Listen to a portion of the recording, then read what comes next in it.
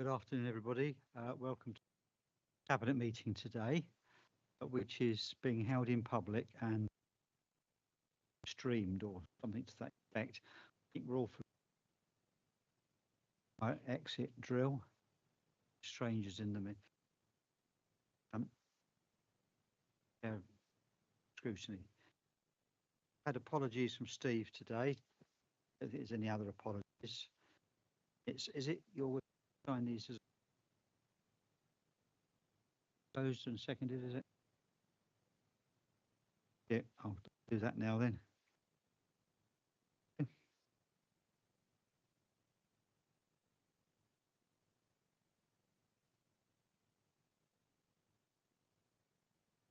Declarations of interest. Are there any declarations of interest? No, no. So we now come on to some, which is the matters referred to us from scrutiny. Thank you, Mike. Thank you, Chair. You've got the comments from for you as papers.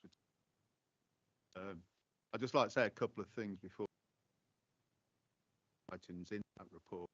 I mean, firstly, over the last couple of years, at different times, aspects of asset management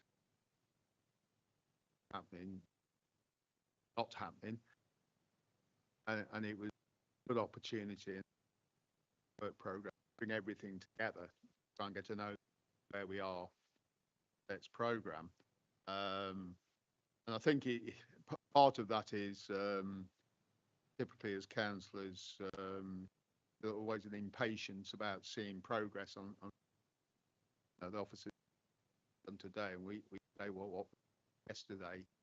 I think it was really helpful, and I'd like to thank Director Jason Holder and staff from the department.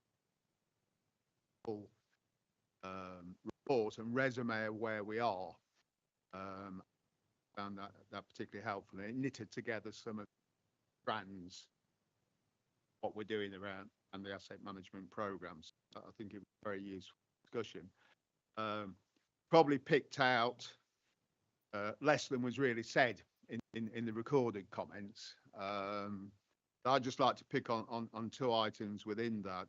I mean, one is, I mean, there was some discussion about making progress around the plan, and there were a number of questions, but I think I asked one in particular, which was trying to get to the nub of it, is what's different now, pace over the last 2 or 3 years, or even further back, because the asset development program is mostly underway for 6 years, I think going back to 2019.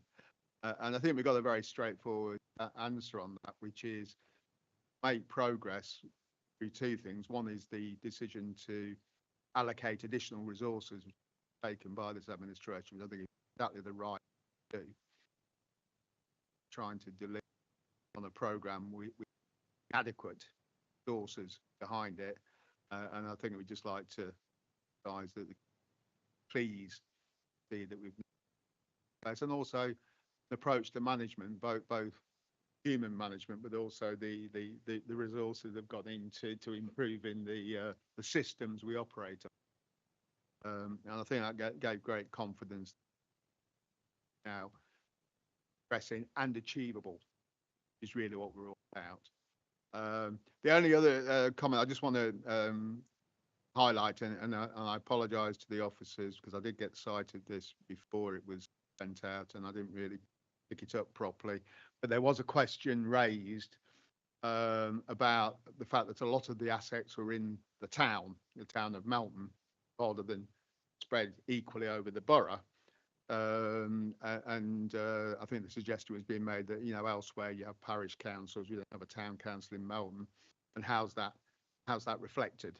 And I did make the point at the meeting that the asset, these are borough assets, may be located in Melton, but where we're successful in maximising our returns for like the stockyard, that's a borough resource. It's not. It happens to be in Melton. it could be, and I'm not going to mention the B word, if it could be in Gadsby, same with Apply, that it would be a borough resource. And I think it's important that we look at these assets in that context, where we're successful in improving our returns on those assets. It's a benefit to the whole borough, not part of the borough. Inevitably, because of the demographics, a lot of them are here in Melbourne. Better opportunities to actually maximise returns are here in Melton, or in Ashfordby, of course, where we've now got I know it's not to do with asset management, but there are other parts of the borough. So those are the only additional comments I'd like to make. The rest is set out there but I'm happy if there are any questions as take them.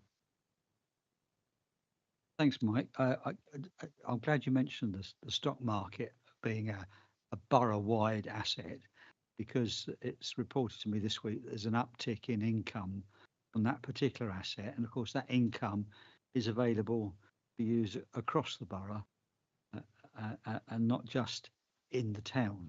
So thank you for that, pointing that out. I think that's quite important. So any other members got any questions or points to make? Yes, Sarah. I'd just like to thank Scrutiny. I thought the questions that were placed on the certainly challenged both the director and I in relation to the work that's been done on assets. I think it's quite clear we have progressed over the last 2 years. It's important for us to understand what assets we own. Besides the team, their areas of responsibility, and I think that was conveyed to Scrutiny, just those streams of work and the size of there's the expectation by councillors, and there's also that we place real high priority on our assets, but now there's a clear structured process about the cost benefit of each of our assets that we're going through. Next week we have the first asset liaison group that's met for a while, and I'm hoping that in light of what Scrutiny raised in terms of timeline and that reassurance of when are we going to see this happening, we're actually going to be able to start putting some dates to some of the work that we've gone through now. It's been through the procurement process. So I'm hoping that will reassure councillors and the community there's timelines to this work. I'd like to thank the new members of the team that have come some structure around that under director's guidance. So that's been very beneficial.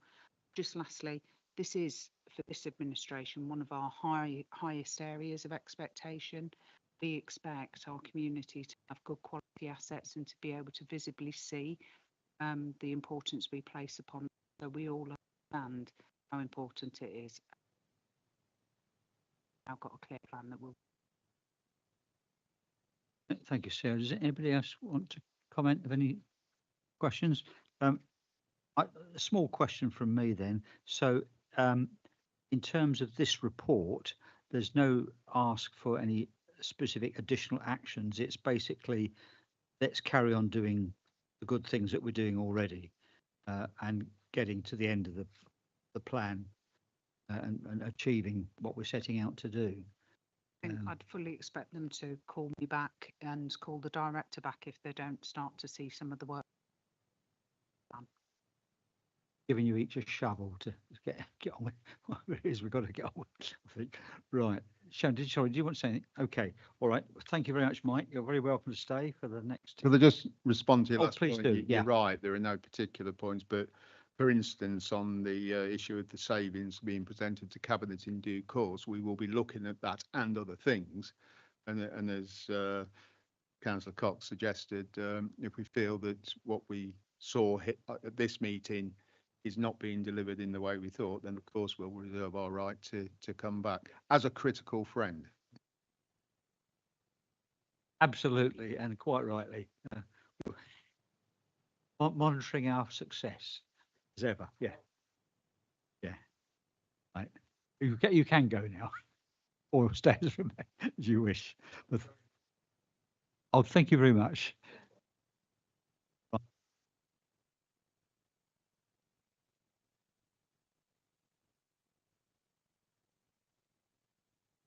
Sorry, Ed. Yeah. So item 5, and this paper is to note, but Sarah or any of the officers, do you want to comment on this? I think it's over to me. Leader. It's a finance evening, I think. 3 to follow. It's the first quarter reports. So item 5 relates to the report sets out the position of the HRA at the end of the first quarter of the financial year. And then we've also included obviously the forecast to the end of the financial year. Revenue forecast is for an overspend of 144,000 for the year. That will result in a reduced contribution for the year to the Regeneration and Development Reserve. There is a £63,000 overspend forecast on general management, of which 27,000 is due to increased insurance premiums over that budgeted. And we've seen those increased insurance premiums across council's facilities. It's not just the HRA. Those couple of months, didn't we? And we have seen increases. Repairs and maintenance is forecast to be £201,000 overspent. And as previously highlighted, void accruals continue to impact on prior years. However, new procedures implemented will address this going forward. There are also overspends forecast for salary costs and software maintenance. As you're aware, we've also gone out to renegotiate the contract, and that's out with procurement for the repairs. That was highlighted by the housing team that the current contract that we had was not meeting our needs and would lead to additional costs for us as a council. So I thank the housing team for highlighting that was an issue, and I think they're very clear about what they need within the new contract that's currently in the procurement framework. Overspends are offset by reduced utility costs over that budgeted, increased income from faster turnaround time for voids, increased investment income has benefited the budget. Interest rates are falling as fast as anticipated, so that's helping. Regarding capital spend, and underspend is forecast with some schemes anticipated to be carried forward to the next financial year.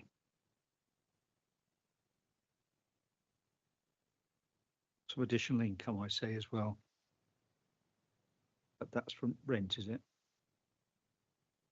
Yeah, I think if you actually look at rent arrears, the team have continued to make an impact on that, and we're really highly performing in terms of rent arrears. It was one of the focuses of the administration, and we put some additional resource into the rent team, and that has paid dividends. And it's also about helping people at an early stage that fall into arrears, so that they don't allow those arrears to accrue, that they're making some form of payment, and that has seen, had real benefits on the income we see from. Obviously, the question for us later will be whether this overspend ripples through to the end of the year or whether it comes back, but that's to be seen at the moment, I think. Anybody else got any questions or comments? I think it's good that the turnaround for the voids is quicker, because that's quite frustrating for residents when they see empty properties. They kind of always bring up, well, that house has been empty for blah, blah, blah, I could be in. So that's a quicker turnaround. That's obviously for the income as well, but for the residents to see that happening. So if there's no other comments, I suppose that we note the paper. Someone second it, please. Thank you. And all those in favour, please show. So that's noted. Thank you. Move on to item 6, which is for yourselves again. To you. So this is the update in relation to quarter 1 of the general fund. The report sets out the position of the general fund at the end of the first quarter of the financial year, with a forecast to the end of the financial year. We currently forecast an underspend on general expenses of 179,000. The council's flexible budget monitoring processes are enabling a number of forecast overspends to be offset by the savings that are being created elsewhere. The significant variances to note are the expected increase of 179,000 in the extended producer responsibility allowance, as well as the lower inflationary increase in waste costs, both of which could continue into the next financial year. Just to explain, the extended producer responsibility allowance is something new, so it's been something that's been quite cautiously approached by the council, and I'd agree with that until we actually see that money is going to be returned to council. So whilst that's a real positive, the director continues to reassure me that we just need to be a little bit cautious, which we are. Cattle market income is also outperforming the budget, as was the case in the last financial year. And I know we've had a brief from the management team at the cattle market in relation to that, so that is positive for the communities. There are pressures in the legal team, which is resulting in increased costs, also pressure on repairs and maintenance costs. But I note that we have support to the legal team, and I think excessive recruitment and like that, so hopefully it should help. Special expenses, Melton Mowbray is indicating forecast underspend of 17,000 due to the increased cemetery income, which is a turnaround of the expected position we were seeing. An overspend on the general fund capital programme is forecast to 250,000. However, this is previously reported and is due to the cost of the food waste vehicles over the funding provided. And we have obviously been briefed as Cabinet extensively in relation to the food waste future work. Work continues to determine the procurement route and also whether to reduce the number of vehicles that we purchase for that process. It's pleasing to be able to report that a forecast underspend at this point in the financial year is only Q1, and also see that the number of these underspends could be ongoing, which will help offset some of the challenges likely to be experienced in 26-27. And most notably, as we keep revisiting, is the change to the new funding formula that we now anticipate that we'll be close to Christmas again before we actually know the exact financial position we face next year. Hang up our stockings for some extra money, are we? Is that for Christmas? Is that what you say? I think it means Dawn doesn't get a Christmas holiday again because it'll all come in the week before Christmas. Questions for anybody on this paper? Okay. Yes, Margaret, go on. The comment, this is generally good. Excellent management. Agree, that's it is generally good. I will move that we note this paper. Anyone second it, please? Those in favour? None against. That's carried. Thank you. Item 7. Oh, it's Sarah. This is my last one. This is the one I usually really like because we've always been top of the benchmarking group, but we are no longer top of the benchmarking group.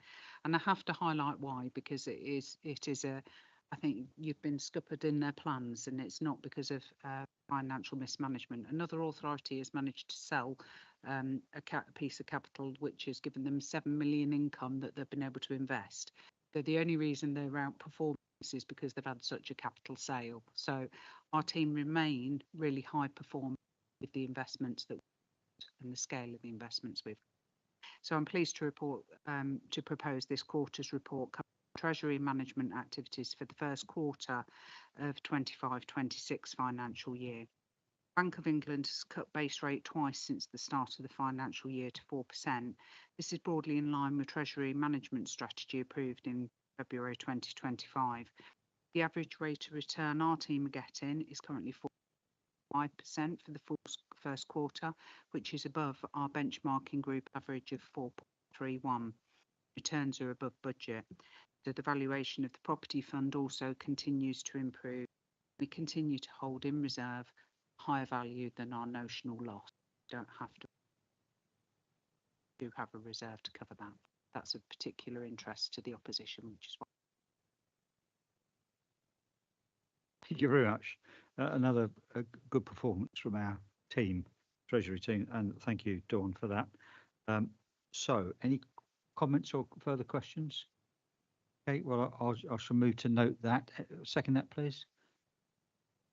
All in favour, please. Okay, that's carried unanimously. Now, item 8. I warn you that we've got to approve something as well as note it. Okay, so that is that's over to you, isn't it? Yes. I think I've probably beaten you here. I've got not that it's a content. Yes, agenda item 8. Complaints. This council recognises that complaints are a valuable opportunity to gain feedback. learn and improve our services where necessary. As I've often said, this council is not afraid of feedback or complaints. It is how we recognise what is working well and what to improve. We want to know when things go wrong. We want our tenants to tell us. The increase in complaints being resolved at the earliest stage of our complaint process illustrates that we do not ignore things right for residents. This report before you this afternoon sets out the council's overall approach to complaints and includes a summary of our performance, our complaints annual self-assessment as required by the Housing Ombudsman, part of their complaints handling code, and a summary of our performance against the Housing Ombudsman and the local government social care ombudsman. We set out our performance for the year 2020, which shows an increase in the number of complaints on 2023 by over 4, alongside an increase in the number upheld, partially upheld by the council from the previous years. This increase shows that the council takes responsibility for addressing issues raised through formal complaints at the earliest of. The submission also sets out our position against the Complaints Handling Code as at the end of 24-25 and is supported by evidence that we meet the requirement of the 8 sections of the self-assessment and we are compliant. In achieving this compliance, our customer feedback and complaints policy and associated processes are reviewed and updated in the summer of 2025, in line with the Housing Ombudsman Complaints Code. By doing this, our self-assessment shows us to be compliant with all the mandatory elements of Housing Ombudsman complaints handling. The Complaints Handling Code also requires each landlord to report findings contained in the self-assessment to their members each year. Following the presentation of this report to members, self-assessment will be published on Melton's website.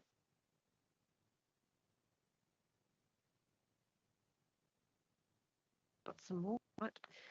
We also note the feedback and performance which we received from both the Housing Ombudsman and local government and social care ombudsman. The local government and social care ombudsman dealt with 14 complaints relating to Melton Borough Council in 24-25. These 6 were not them or not ready for them to investigate. They assessed and closed 6 complaints and investigated 2 complaints. 2 complaints investigated, none were upheld. We have not yet received the Housing Ombudsman letter for the 2024-25 year as of the date of this report. In January 2025, the Council received an adverse finding from the Housing Ombudsman. This was a low-level breach of a technical nature. Given the minor nature of this breach, no remedial action was required. I would just like to add, we consider the customer experience as crucial for our residents. We have a more mature and embedded approach, considering, analysing and responding to customers. As we know, a key example of this is the decision to re-procure major housing repair maintenance contracts and to involve our tenants in design and validation process and application too. We continue to take complaints and all customer feedback seriously, not because we must, because it is the right thing to do. I'm therefore happy to propose recommendations at 2.1 this report. Thank you, Margaret. I'm happy to second that formally and to echo what you said about, I think it was paragraphs 5.9, 3 and 4 about concerning comments received from ombudsmen. So that shows that we're doing quite well, really, when it comes to serious matters, but we're not complacent and there's always room for correction and improvement. And I'm very grateful for the team handling it. That's really good news. Thank you. So it's been formally proposed and seconded, but are there any other questions or comments, members? I think Margaret's comments were almost as long as the report, actually. I'll forgive you. Michelle, did you want to add anything on the housing front? But we got to wait and see, haven't we?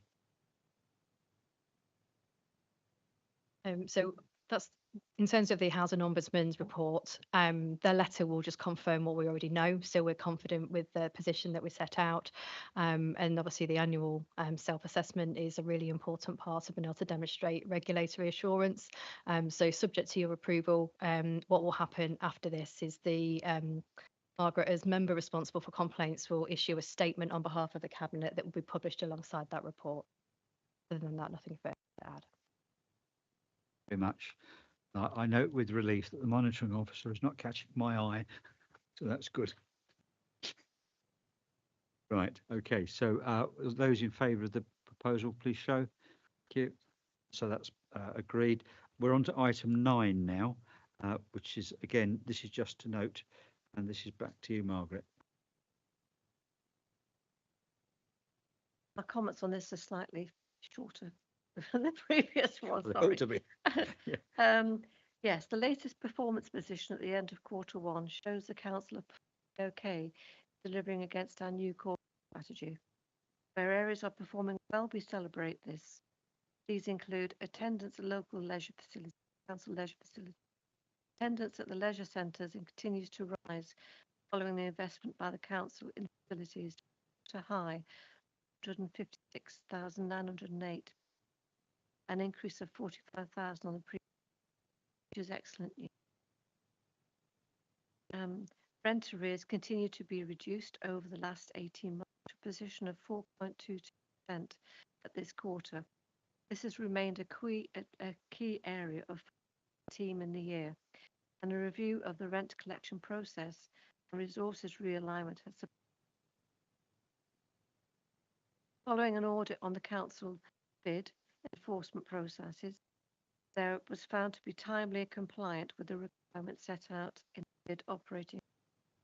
As a result, collection has improved over the last quarter.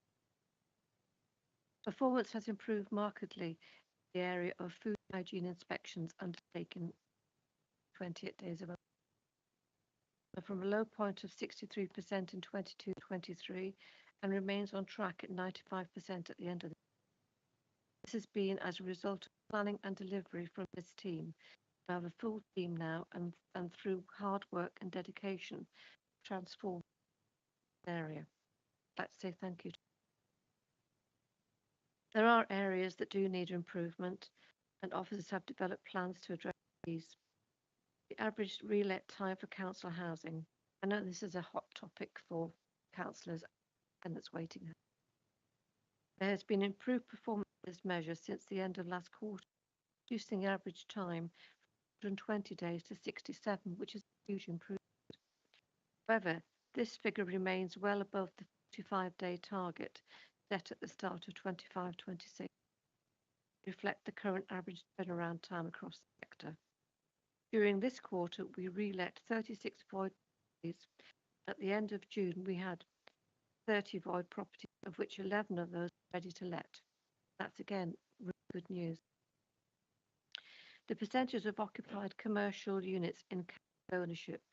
Performance in this area dropped slightly to 85% this quarter. Work is ongoing service to look at developing actions to market and promote our vacant property.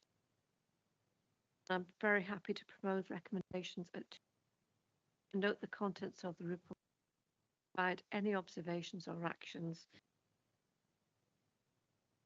Thank you, Margaret, and I'm happy to formally second it. Are there any other questions or comments from members? Yes, Sarah. Thank you. I just think it's so important how the report highlights that investment in our leisure services was worthwhile.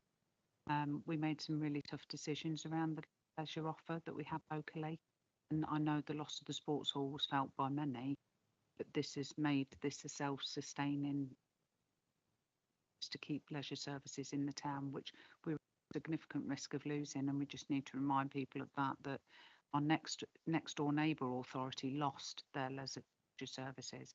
So thank you to the team and done in usage. I think fantastic. I agree, Sarah. That's very well said. And it'd be interesting to see at some point in the future whether the uptick in usage is percolating through to revenue, because of course we were to over the 10-year period turning a loss into say the word profit, but certainly a surplus. That would be interesting to see at some point. It's a significant factor, particularly when we look ahead to what might happen future in that service. So yes, Sharon, please do. We had a walk around the services last week. A few of the councillors went, and it was really good news, and good news on what you were just saying as well. So they gave us a really good briefing, and it is very good. Hopefully that will. Thank you, Sharon. So I'll put that to the vote. In favour? Thank you, that's carried. So we're on to item 10 now, which is the climate change internal action plan. And this is definitely to approve. This doesn't go to council, does it? We approve it ourselves. Over to you then, Margaret. Thank you. Thank you for that. As you may recall, we adopted the climate change strategy in June this year, and now we have the council's climate change internal action plan before us this evening. The action plan will be a working document which will be regularly reviewed and updated to reflect changes such as funding and resources availability.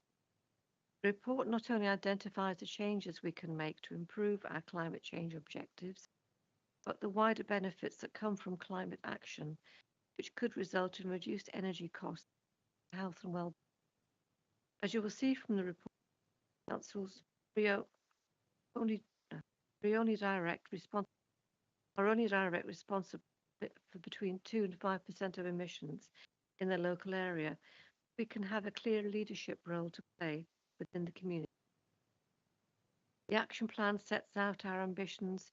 It drives change on how we can decarbonise waste collection services, energy use and the management of assets, including council housing. It is expected that teams throughout the council provide updates to the Climate Change Office on internal climate change actions through an officer group, which will subsequent to the climate change working group on our website. I'm happy to propose recommendations of 2.1 and 2. Thank you, Margaret, and I formally second the proposal. Are there any questions or comments from members? Just tempted to ask the chair of scrutiny if he's got any comments on this. No, you're okay. Okay, well, we'll move to a vote then. Those in favour, show. Now move on to item 11, which is a note and to recommend to council. This is the town centre design guidance supplementary planning document. Quite a small document, Margaret, so not much to say here. Over to you. Thank you for that. Yes, it is quite a hefty document in front of us, very concise. Now, preparation of the Melton Town Centre Design Guide has been funded through UK Shared Prosperity Fund. It was seen as high importance by this administration.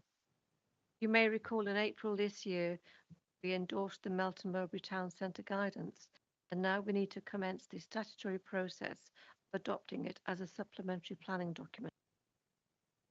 We now have the final version of the SPD, which is the planning document, following consultation with the wider public, and I must admit it is a very concise document setting out our aspirations for the town centre in several chapters, including design principles, guidance for public realm, guidance for shop fronts, which I am aware is a concern in our conservation area, plus guidance for wayfinding. There is also an evidence base to support the SPD, which we do need if it's joined with a local. Development and improvement of our town centre is a corporate strategy, theme 3, which is tourism, a town centre regeneration and vitality. And this document will help us achieve that.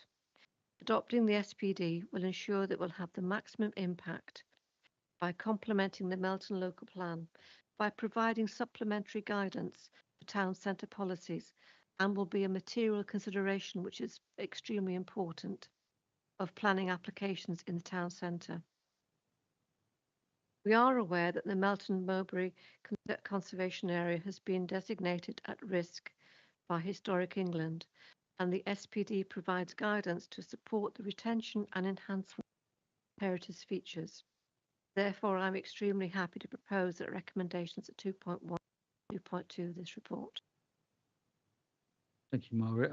I hesitate to second it because I think Councillor Sharon Brown ought to really. Go on, Sharon. Do you want to say anything?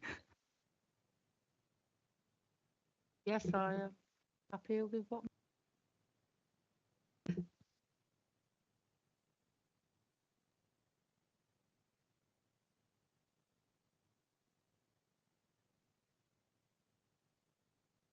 I won't repeat the joke.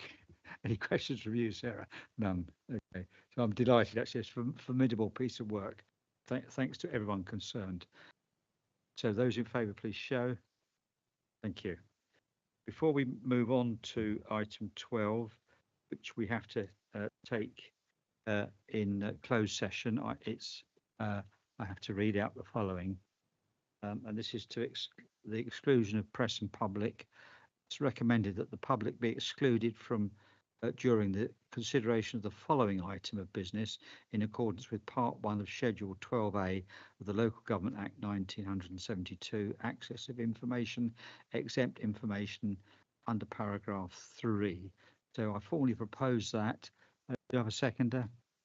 Thank you. Those in favour? Thank you. So we now move to private session. I'll wait until we're formally switched off. Of course, Councillor Brown